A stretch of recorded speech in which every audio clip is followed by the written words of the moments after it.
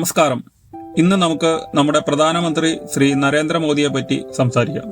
അദ്ദേഹത്തിന്റെ ജീവചരിത്രം എല്ലാവരും കേട്ടിട്ടുള്ളതാണല്ലോ. നമുക്ക് അതിന് പിന്നിലുള്ള കാര്യങ്ങൾ ചർച്ച ചെയ്യാം. മുഖ്യമന്ത്രിയായി സ്ഥാനം ഏറ്റെടുത്തതു മുതൽ അദ്ദേഹം അപരാജിതനായി തുടരുകയാണ്. നമുക്ക് രാഷ്ട്രീയം മാറ്റിവെച്ച് സംസാരിക്കാം. ഇപ്പോൾ പ്രകൃതി തന്റെ എനർജി ചേഞ്ച് ചെയ്യുന്ന സമയം ആണെന്ന് അറിയാമല്ലോ. അതായത് സത്യയുഗത്തിലേക്കുള്ള യാത്രയിലാണ്. അവിടെ എത്തിപ്പെടുന്ന ആളുകൾ ഉത്തമരായ മനുഷ്യർ മാത്രമായിരിക്കും. അപ്പോൾ സകല മനുഷ്യരെയും ആത്മീയതയിലേക്ക് നയിക്കേണ്ടി വരും. അതിന് ആത്മീയതയുടെ കേന്ദ്രമായ ഭാരതം തന്നെ മുൻകൈ എടുക്കേണ്ടി വരും. അപ്പോൾ ആത്മീയതയും രാജതന്ത്രവും ഒരുപോലെ വഴങ്ങുന്ന ആൾക്ക് മാത്രമേ ഭാരതം ഭരിക്കാൻ ആകൂ. അത് പ്രപഞ്ചത്തിന്റെ നിശ്ചയമാണ്. അതിപ്പോൾ ഏത് രാഷ്ട്രീയ പാർട്ടി ഭരിച്ചാലും ആയിരിക്കും. അപ്പോൾ മോദി വന്നത് യാദൃശ്ചികമല്ല എന്ന് മനസ്സിലാക്കുക. അദ്ദേഹം ലോകത്തെ നിയന്ത്രിക്കാൻ നിയോഗിക്കപ്പെട്ട ആൾ തന്നെയാണ്. അപ്പോൾ അദ്ദേഹത്തിന്റെ പൂർവ്വജന്മങ്ങളെക്കുറിച്ചുകൂടെ നമുക്ക് പരിശോധിക്കാം. അതറിയുമ്പോൾ നിങ്ങൾക്ക് കാര്യം വ്യക്തമാകും. മോദിയുടെ പ്രധാന 3 പൂർവ്വജന്മങ്ങൾ ആണ് ഇവിടെ ചർച്ച ചെയ്യാൻ പോകുന്നത്. അപ്പോൾ നമുക്കൊരു 1000 വർഷം പിന്നിലേക്ക് പോകേണ്ടി വരും. അത് നമ്മുടെ ചോള സാമ്രാജ്യത്തിലേക്കാണ്. ചോള സാമ്രാജ്യത്തിന്റെ സുവർണ കാലഘട്ടമായിരുന്നു രാജേന്ദ്ര ചോളന്റേത്. 1014 മുതൽ 1044 വരെ ഗംഗാ നദി വരെയുള്ള പ്രദേശങ്ങൾ കീഴടക്കി അദ്ദേഹം ഗംഗൈകൊണ്ട ചോളൻ എന്ന പേരിൽ അറിയപ്പെട്ടു. ഇപ്പോഴത്തെ ശ്രീലങ്ക, മലേഷ്യ, ഇന്തോനേഷ്യ എല്ലാം അദ്ദേഹത്തിന്റെ ഭരണത്തിന് കീഴിലായിരുന്നു. ഭാരത ചരിത്രത്തിലെ ഏറ്റവും വലിയ നാവിക സേനയെ അദ്ദേഹം കെട്ടിപ്പടുത്തു. തന്റെ തലസ്ഥാനം തഞ്ചാവൂരിൽ നിന്നും ഗംഗൈകൊണ്ട ചോളപുരത്തിലേക്ക് അദ്ദേഹം മാറ്റി. അവിടെ ഒരു ക്ഷേത്രവും നിർമ്മിച്ചു.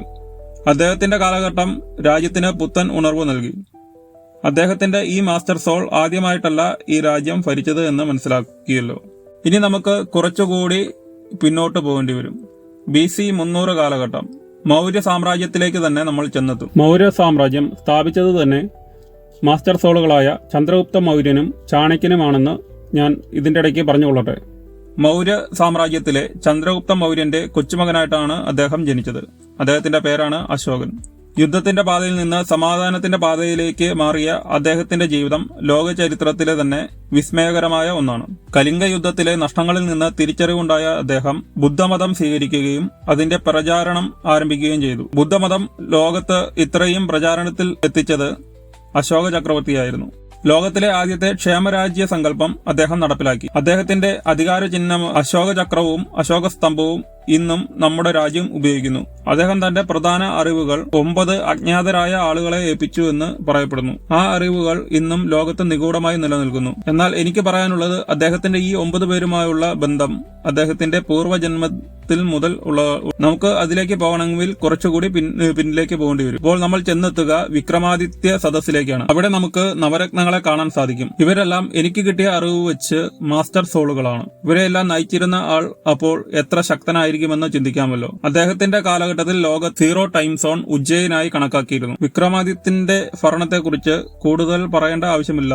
അദ്ദേഹത്തിന്റെ കൂടെയുണ്ടായിരുന്ന മാസ്റ്റർ സോളുകൾ പലരും ഇപ്പോഴും ഈ ജന്മത്തിലും അദ്ദേഹം കണ്ടെത്തിയിട്ടുണ്ട്. സമയമാകുമ്പോൾ പലരും പുറത്തു വരുന്നതാണ്. ഇത് ഞാൻ പറയുമ്പോൾ പരിഹസിക്കുന്ന ആളുകൾ ഉണ്ടാവാം. പക്ഷേ ഞാൻ പറയുന്ന ഓരോ കാര്യങ്ങളും യൂണിവേഴ്സിൽ നിന്നും ഉള്ളതാണ്. ഈ എനർജി വലയത്തിൽ വരുന്നവർക്ക് കാര്യം മനസ്സിലായിട്ടുണ്ടാകും. മറ്റുള്ളവർ കാത്തിരുന്ന് കാണുക. ഇത് പ്രപഞ്ചത്തിന്റെ നിശ്ചയമാണ്. ഇതുവരെ ലോകം കൈയടക്കി വച്ചിരുന്ന നെഗറ്റീവ് ശക്തികൾ ഇപ്പോൾ പൂർണ്ണ ശക്തിയെടുത്ത് പ്രതികരിച്ചെന്ന് വരാം. അത് ഒരിക്കലും നേരിട്ടുണ്ടാവില്ല. അവരുടെ നിയന്ത്രണത്തിൽ ഉള്ള ആളുകൾ നമ്മളുടെ ഇടയിൽ തന്നെ ഉണ്ടല്ലോ. അപ്പോൾ ഇനി തിരിച്ചടി കൊടുക്കുന്നതിനുള്ള സമയമാണ്. അത് അതിന്റെ കൃത്യസമയത്ത് തന്നെ കൊടുത്തിരിക്കും. ഭാരതത്തിന്റെ ആത്മീയത എന്നത് പ്രപഞ്ച നിയമമായ സനാതന ധർമ്മമാണ്. അത് വീണ്ടും ഉയർത്തെഴുന്നേറ്റ് വരുവാൻ സമയമായി. അതിനുവേണ്ട പോരാളികൾ ഈ കാലഘട്ടത്തിൽ ജനിച്ചു കഴിഞ്ഞു. അത് നമ്മുടെ സമൂഹത്തിന്റെ എല്ലാ മേഖലകളിലും കാണുവാൻ സാധിക്കും. യഥാർത്ഥ ആത്മീയൻ എന്നത് ഒരു വസ്ത്രധാരണത്തിന്റെ അടിസ്ഥാനത്തിൽ തിരിച്ചറിയാൻ സാധിക്കില്ല. അവർക്ക് പ്രത്യേക നിയമ ചട്ടക്കൂടുകൾ ഉണ്ടാകില്ല. പ്രപഞ്ചം സാധാരണക്കാരിലേക്കാണ് ഈ ദൗത്യം ഏൽപ്പിച്ചിരിക്കുന്നത്. അത് നമ്മൾ പ്രതീക്ഷിക്കാത്ത ആളുകൾ ആയിരിക്കും. നരേന്ദ്രമോദി എന്ന ആൾ ജന്മമെടുത്തിരിക്കുന്നത് തന്നെ ഈ ധർമ്മം നിറവേറ്റാനാണ്. അതിന് അദ്ദേഹത്തെ സപ്പോർട്ടായി നിൽക്കുന്ന ആരെന്ന് ഞാൻ ഇപ്പോൾ വെളിപ്പെടുത്തുന്നില്ല. പ്രപഞ്ചത്തിന്റെ തീരുമാനം എന്താണെന്ന് നമുക്ക് കാത്തിരുന്നു കാണാം. നമ്മൾ സാധാരണ മനുഷ്യർ ജാതിമത ദേശ വ്യത്യാസം മനസ്സിൽ വെച്ച് പെരുമാറിയിട്ട് ഒരു കാര്യവുമില്ല. ലോകത്തെ എല്ലാ മതങ്ങൾക്ക് പിന്നിലും പ്രപഞ്ചത്തിന്റെ മാസ്റ്റർ സോളുകൾ ആണെന്ന തെളിവുകൾ ഞാൻ വഴിയെ തരുന്നതായിരിക്കും. എന്നാൽ താൻ ജനിച്ചത് ഏത് മതവിശ്വാസത്തിലായാലും ആ വഴി പിന്തുടർന്ന് പ്രപഞ്ചത്തിലേക്ക് ലയിച്ചു ചേരുവാൻ എല്ലാവരും ശ്രമിക്കുക. നന്ദി.